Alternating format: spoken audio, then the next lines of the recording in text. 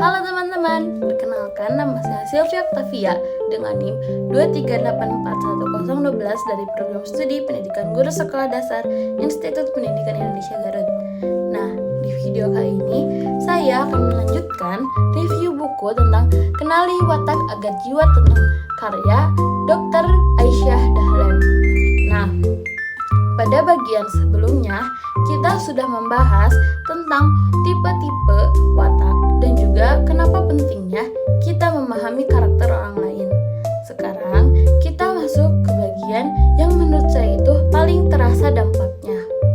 Nah, semakin dibaca buku ini tuh makin terasa kalau buku ini relate banget dengan kehidupan kita sehari-hari.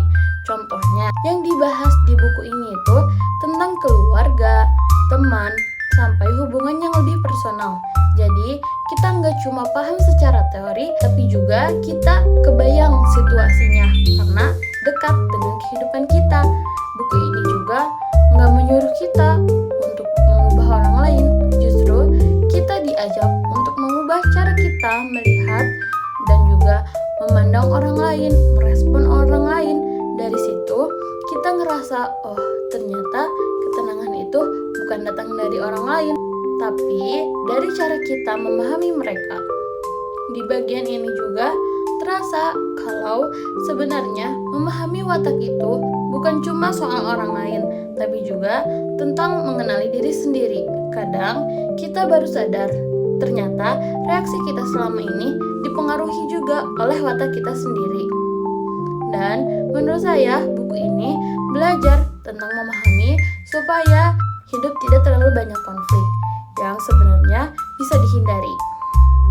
Kalau ngomongin secara keseluruhan, buku ini memang tidak terlalu berat, tapi justru itu yang mudah diterima. Cocok banget buat kita yang pengen refleksi diri tanpa harus baca buku yang terlalu teoritis. Mungkin buat sebagian orang pembahasannya terlalu sederhana, tapi justru kesederhanaan itu yang bikin penasaran, lebih kena, dan juga dapat mudah dipahami.